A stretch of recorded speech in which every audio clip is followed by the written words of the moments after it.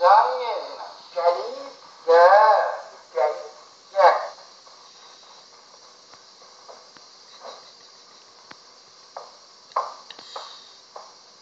Yetmez. Can yetmez. Bir gün bazen yavaş yavaş yandı. Ha? Ha. Yavaş yavaş yandı. Yavaş yavaş yandı. Yavaş yavaş. Berekallah. Çok sağ ol. Sonra ne yandı? Sonra o gitti yavaş yavaş girdi garaja. Evet. Garaj başladı yavaş yavaş yanmaya. Bir tane de maşın vardı garajda. Şöyle çıtapıkla garajdan bir yerde yavaş yavaş yandılar. Berekallah. Çok sağ ol. Aferin. Sağ ol. Bak bebe danışayım ha. Şimdi adam kim bak bilmiyorum. Sonra ne yandı? O evde garaj yanandan sonra o çıktı garajdan. Yavaş yavaş gece gitti idareye. İdare başladı yavaş yavaş yanma.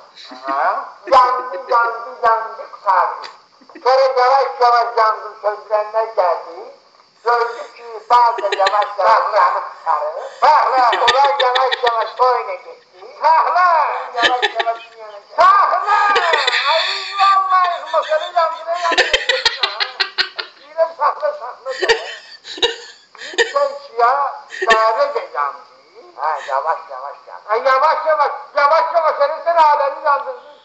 Yavaş. Diye bir sözüm var değil.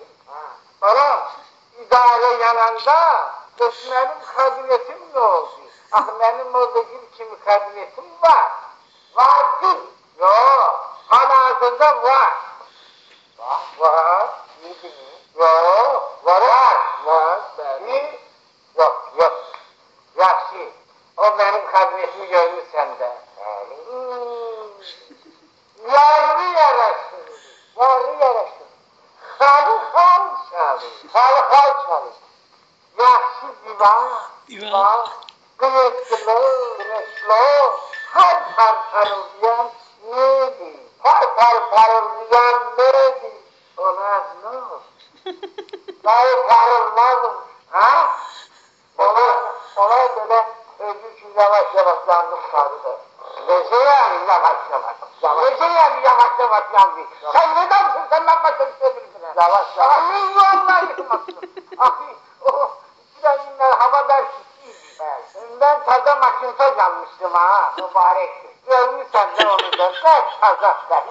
170 manata almış. Pahalı olsun. Gördüm hava istiydi. Açtım onu kabinetten. Hiç elimde dinlenmişe geldim diye. O ne oldu? O yaxşı oldu. Ya tüm bağ yavaş yandı. Benim makintozum. Yanmadı.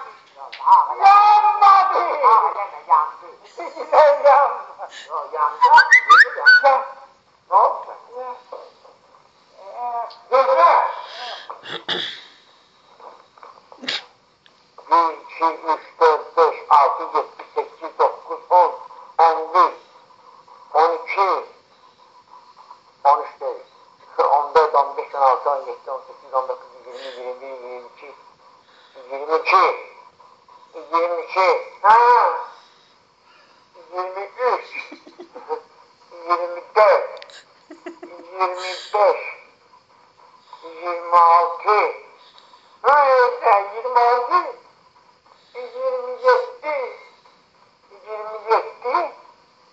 27. Gözden yavaş